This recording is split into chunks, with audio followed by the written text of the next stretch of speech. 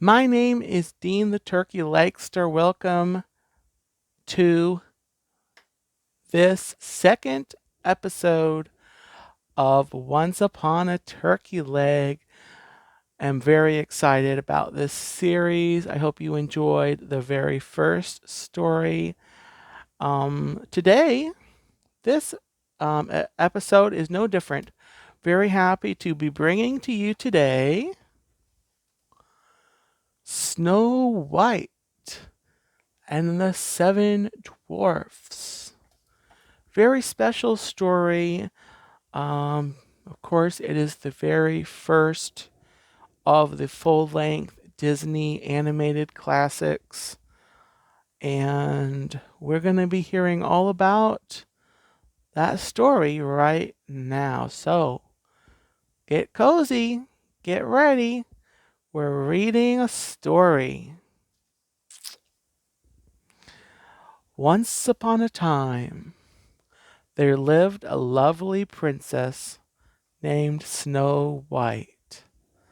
Her wicked stepmother, the queen, dreaded that some day Snow White would be more beautiful than she was.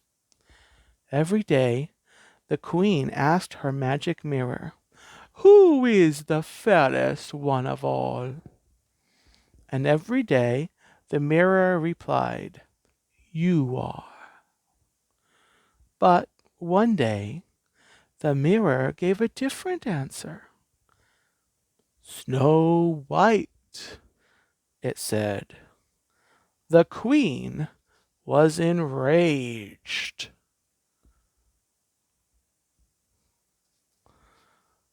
She ordered the royal huntsman to take Snow White into the woods and kill her.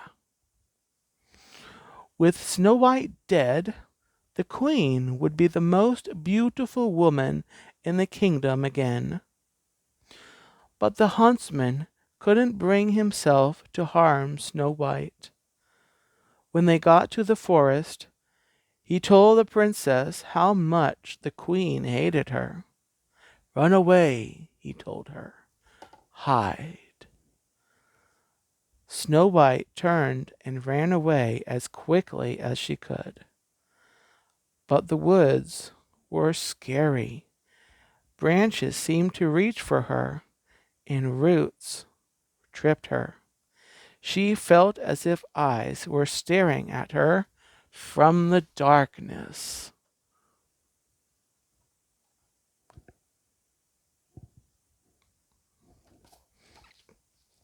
Snow White screamed. Then she fell and buried her head in fear. In the morning, Snow White lifted her head. She saw eyes watching her, but this time they were the friendly eyes of bunnies, deer, chipmunks, birds, and raccoons. Snow White was glad she wasn't alone any more. "Please don't run away," she said. "I won't hurt you." Snow White knew she could never return to the castle. What would she do? Where would she go? "Maybe the animals can help me," she thought. "I need a place for the night," she said. The animals looked at each other. The birds took her cape in their beaks and guided her forward. Soon they came to a clearing in the woods. Beneath the trees stood a charming little cottage.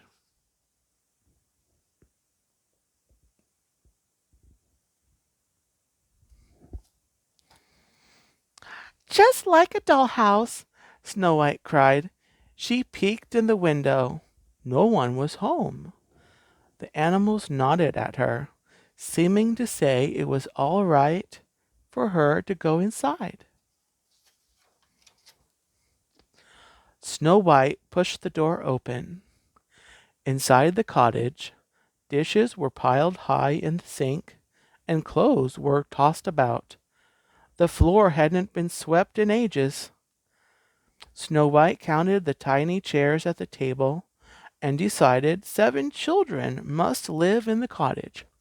7 untidy children, she said with a shake of her head. Snow White grabbed a broom. We'll clean the house and surprise them, she said to the animals. Then maybe they'll let me stay. She started to sweep, singing all the while.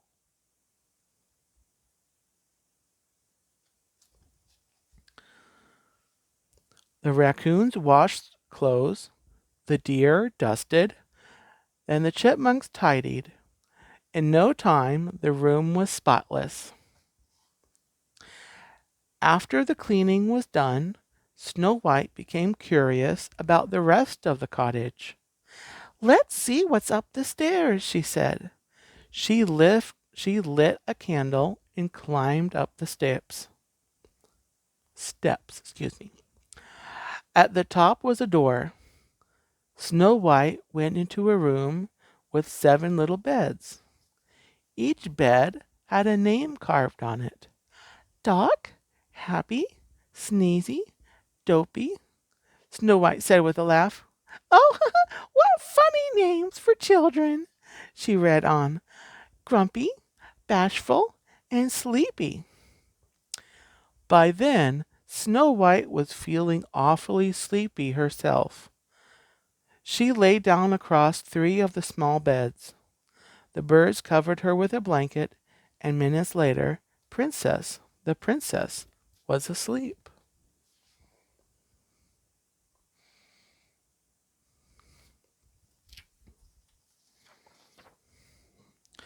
Before long, the owners of the cottage returned.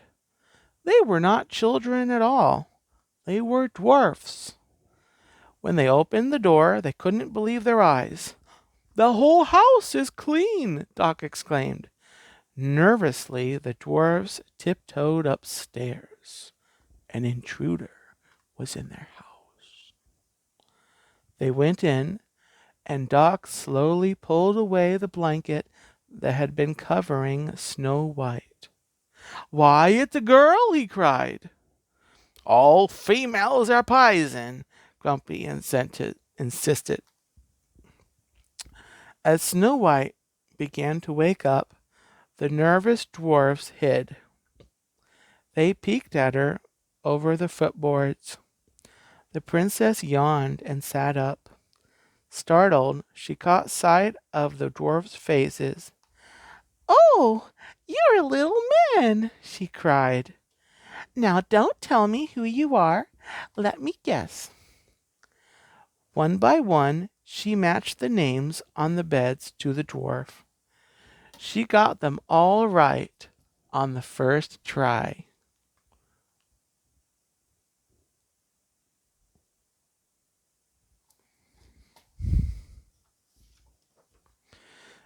Snow White told the dwarfs how she had run through the woods and how the queen wanted to kill her.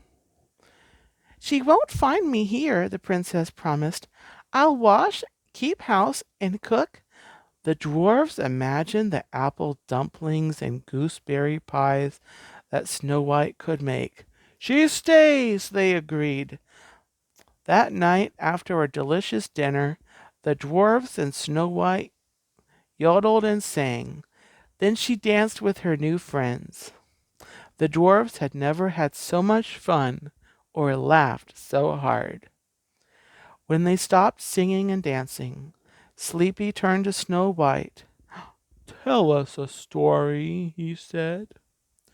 Snow White told them about a princess who had fallen in love with a prince she'd met at a wishing well. Was it you? They asked, and she nodded, sighing dreamily. Her dearest wish was to see him again some day. The dwarfs let Snow White sleep in their beds.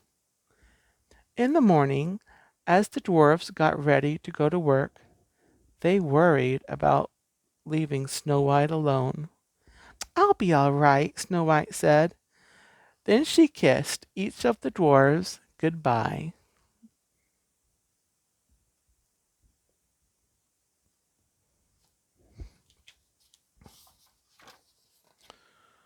I'm warning you, don't let nobody or nothing in the house, Grumpy ordered. That afternoon, forgetting Grumpy's warning, Snow White allowed a poor old woman into the house.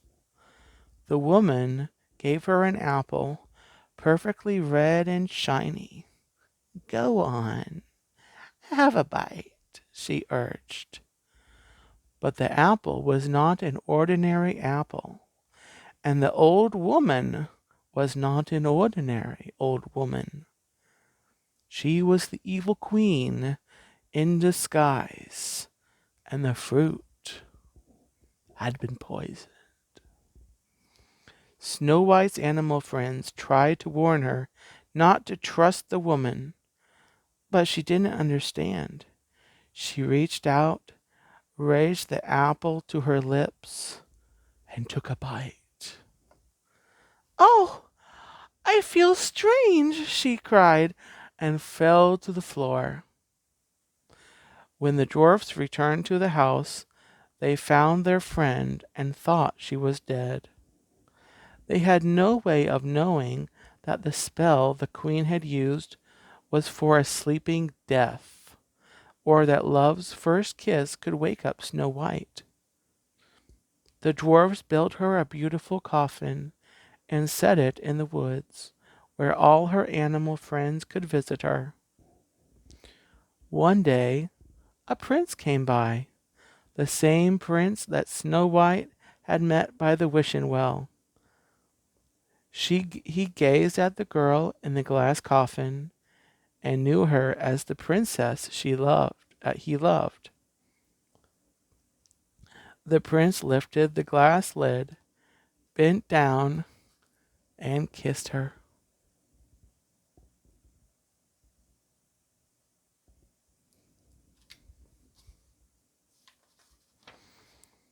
Slowly she awakened.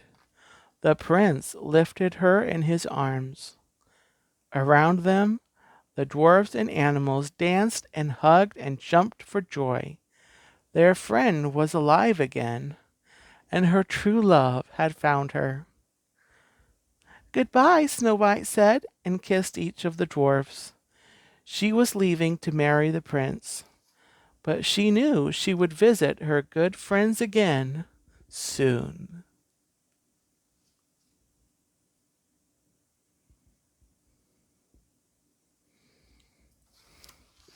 And that is the end of Snow White. Well, maybe not, because actually they lived happily ever after. Thank you once again for watching this video, and come back again next time for yet another fun story here on Once Upon a Turkey Leg. So take care and have a gobble-tastic day.